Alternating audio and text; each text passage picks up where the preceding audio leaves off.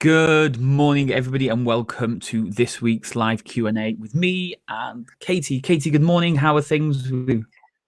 Morning. Yeah, very well. The weather's a bit ropey today, isn't it, in Wales? But we'll skip past that. It always seems, and it's the winter's coming now, so it's It just going really to is, be isn't it? raining basically the whole It time. definitely feels like October. You're right. So Amazing. everybody So watching, I was just saying, everybody watching, just to give you an idea, every week me and Katie jump on roughly around 10 a.m. Most Wednesdays to answer questions that have been sent in, posted in the group, reply to the emails or on Instagram and stuff like that. So we collect them all together. So if you've got questions that you want answered, jump on these lives or do message us the questions that you've got, and we'll obviously get these answered on here for you. yeah, definitely. Are you ready, Dave? Should we get cracking? Good to go. Good to go. Cool. So the first question I've got here is actually kind of related to, I guess, Christmas, Black Friday, and they're basically asking, what is one thing I can do right now to optimize my ads for better results coming up to these events? Oh, it's a tough one. The big thing with Black Friday coming up is we need to be prepared. I've said it several years in a row now, but there was times where I would wake up and realize, shit, it's Black Friday. What offer can I put out? By the time I've decided on the offer and put it out, everybody has spent their money. Plus the fact Yeah. people can probably also tell that I'm just putting a random offer together. It's one I've suddenly just made up on the spot. I haven't financially calculated that if this is a good offer for me. Just saying, yeah, I'll give you £100 off, and then do the maths and think, no, that's a terrible financial deal for me. Fantastic for them, but bad for me. So now is the perfect time. We need to start planning it out now so you can figure out what is the best Black Friday offer that you can put together. Then you can also start preparing the content for the deal to run, because you'll want to run this deal maybe the week before Black Friday, maybe 2 weeks leading up to that Black Friday. So you're going to have teasers, you're going to have insights, you're going to have snippets of what's going to come their way. So they're motivated, they're excited, they're primed, because people they're already starting to think about Black Friday's coming. Let's save some cash. I'm going to buy a load of my Christmas stuff there. So instead of buying the Christmas stuff for their kids, instead of giving it to your competitors, why not get them ready to give you that cash? Absolutely. Yeah. And the same thing I was going to say, to be honest, is thinking of your campaigns now. You don't have to rush them, as you said. We're actually doing at the moment in our email campaigns, we are doing a tip each week that you can be doing right now to get ready for Christmas, for Black Friday. So if you're not already part of our, in our email chain, then definitely get on board. We'll post the address to sign up below in the comments after this video. But we'll be doing a new tip every week just to help you get prepared, ready for that Black Friday offer that you have to really make it stand out from the rest. Yeah, 100%. Black Friday is one of those unique time of the years where people are actually free and willing to spend a load of cash without really thinking about what they're doing.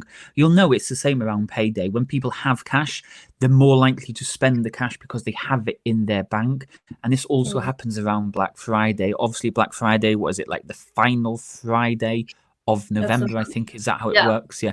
Which is the end of the month, which means people know they're getting paid, so they're more likely to pay on credit card, ready to pay on Klarna, ready to pay a deposit, whatever that option is, because they know this is a special time of the year to spend money.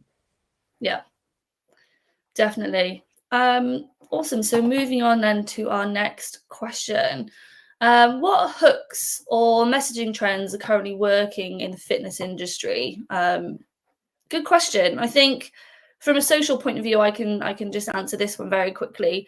I think there's certain types of content that we always see performing super well. That's transformation content. That's, focusing on the time saving aspects of your programs and your workouts, and essentially always showing your personality, your individuality within your content. There are three main things I think that we see consistently performing. I'm not sure if you agree, Dave, or if you think there's an additional one. Yeah, with the hook is all about stopping the scroll. So you can either call it hook or you can call it stopping the scroll. The purpose of social media, the purpose of your Facebook ads is to stop people from scrolling past your specific content. So whether it's you walking down the street in a Santa Claus outfit and people are like, I know that location. Why is some random guy walking down the street? They're going to click on that advert. They're going to stop. To whether the caption is here's how to lose 3 stone in a week, and people are going to be like, oh, wow, what, let me read that, that's really interesting, how's that? And then you're like, no, that can never happen, and then you explain it. The hook is clickbait. Basically, all you're trying to do is get people to stop. That's why clickbait worked really well, and it still works really well, although it's kind of banned now in a lot of advertising practices.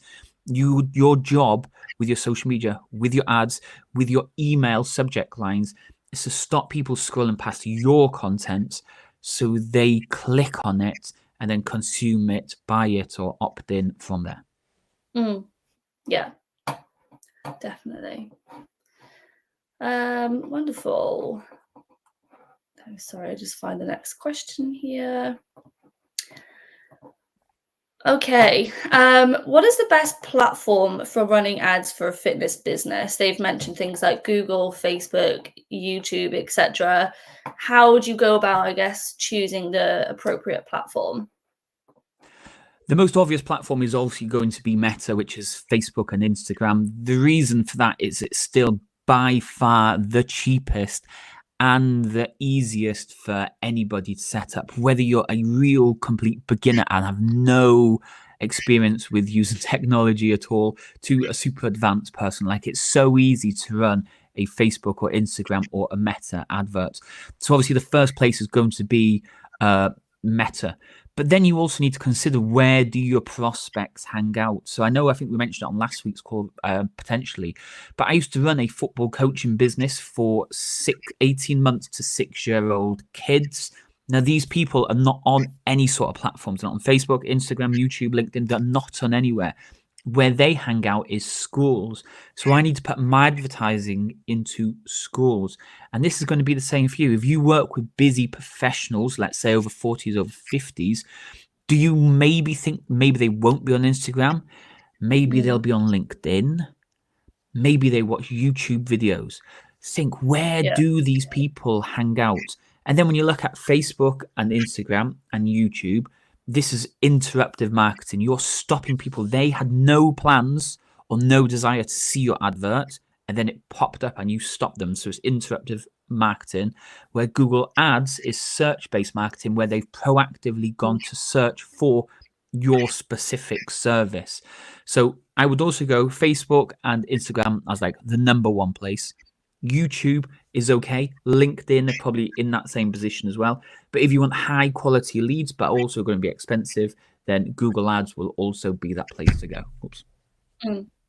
Yeah, absolutely. And just so if people aren't aware, the platforms that we run, we do focus on all of Meta, we do YouTube, etc. So if you need any of that service,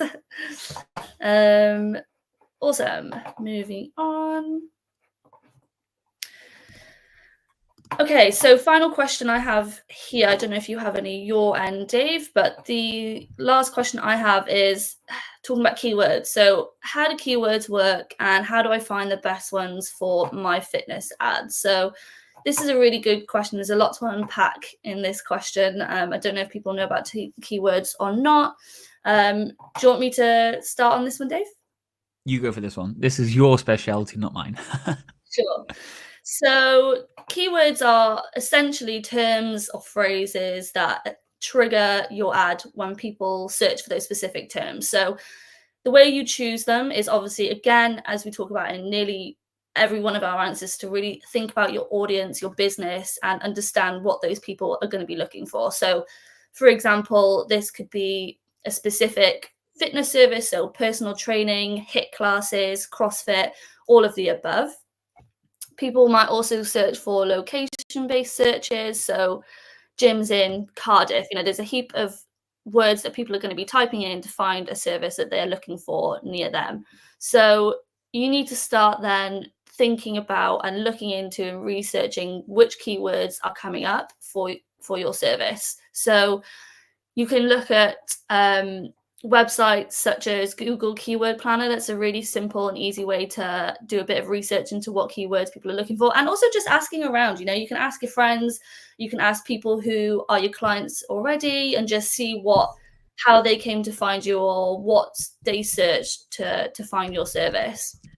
And then from there, you can kind of start to devise a bit of a list of your target keywords that you'll be then using throughout your ads, throughout your copy on your website, and really try and optimize how many times you're using those words without stuffing. Stuffing is bad. We shouldn't be doing that. We don't want to overuse the words, but where they're relevant and where you can, you should always be using those example keywords. I don't know if that makes sense. I might have rambled there. Yeah. Google is unique. It kind of gives you a load of answers without really having to do too much work. So, for example, if you jump on Google now and you literally type in personal training in Cardiff and hit enter, then you click back on the search box. Google then gives you a load of related search keywords as well.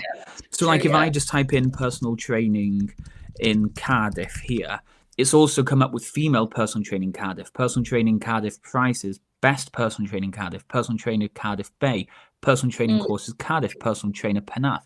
It's given me a load of previously searched keywords. These are keywords is what people have actually put into Google to search for. Now, if you're going to run Google Ads, you need to know these because this is what people will be typing in. And your ad then will be right at the top. But also best practice for SEO as well. If these are the keywords that people are searching and you want your website to rank higher in Google, then we need to be putting these keywords on specific parts of your website. Obviously, it has to read naturally, otherwise Google will know what you're doing and penalize you. But the more these keywords are on your website as well, the higher your website will naturally rank. And it won't be quick, it will be gradual, but it will get you closer and closer to that top mark. So if you don't want to spend on Google Ads, push the SEO hard. If you've got the budget and you want to work Google Ads hard, then figure out those keywords and just run those ads and you'll be at the top. Yeah, absolutely. That was the final question I had written down for this morning's live Q&A. Did you have any come in your end this week, Dave? Or? No, nothing this morning.